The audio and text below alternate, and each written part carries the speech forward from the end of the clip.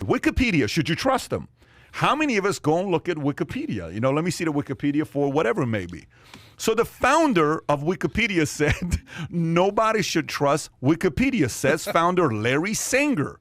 Says site has been taken over by left-wing volunteers who writes off sources that don't fit their agenda as fake news. Wikipedia can no longer be trusted as a source of unbiased information site. The online encyclopedia left-leaning volunteers can cut out any news that doesn't fit their agenda, according to the founder, Larry Sanger, co-founder of Wikipedia in 2001, alongside with Jimmy Wells, said the crowdsourcing project has betrayed its original mission by reflecting the views of the establishment. He said he agreed with the assessment that the team of Democratic-leaning volunteers remove content that isn't to their liking, including information about scandals linked to Joe Biden and his son Hunter. When asked if Wikipedia can be trusted, he replied, you can trust it to give a reliably establishment point of view on pretty much everything.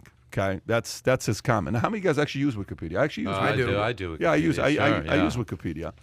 I think it's a decent place to go to see what they have to say. I don't know about how much of the stuff they take off, but I think a lot of people. But I don't use it for any political research. Not research. I look at it for who was so and so. It's kind of like lies of omission, or they're running like PR for certain people and certain things, and it is constantly updated. You can throw Snopes in the same thing, and that you can throw the Facebook fact checkers in there. It's all I get a strike against me on Facebook like every full moon. So like 2 weeks I get a strike against me on Facebook, and then I go in and I see which fact checker says that I broke some sort of rule, and almost 100% of the time it's somebody that doesn't exist in real life. They come from Beijing mostly, and that you can follow them. You click in. You got to have no time on your hands like I do, and you go in and you click and you say, okay, who did this? They show you who it is, and then you look at the articles that they've written and everything like that, and it's like. It's straight out of the CCP. Straight out of it. It's straight propaganda. So, well, I have a question on this Wikipedia because this is the first thing that came to mind. Left-leaning volunteers. That's what the article says, right? So they're not paying people. Oh, it's no. All volunteers. All the writers are volunteers. All volunteers. 100%. So if you're concerned that it's too left-leaning, get some right-leaning volunteers. But there's a system for it. But there's a system for it. Is there? Tell me. Yeah, there's a system for who has enough scoring to be able to write, and typically people who are unemployed have more time to write than those who are employed. Is this going to make you distrust going on Wikipedia? Like, I'm still going to go on Wikipedia. Let me ask you a question. Do you have time to work for Wikipedia and write stuff for them? No, of course not. Do you have time to go up there and help them? I got all the time. Gerard, how you doing, man? You going to go help them write stuff up? Man, I'm here to fight the culture war. After I get off of work with you at 11, I'll go write.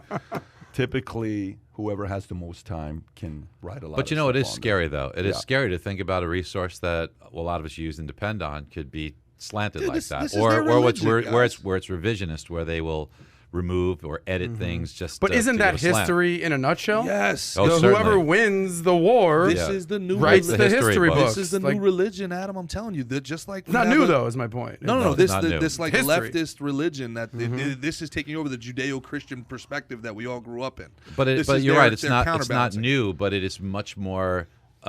Able to be reached by everyone so quickly. It can have much more of a dramatic and immediate impact, so it's much more powerful than it used to be because everybody just can, on their phone or whatever, in seconds go there. But this circles back to what Pat said before. It's one thing to put that there, and that's fine. You have your perspective, no problem.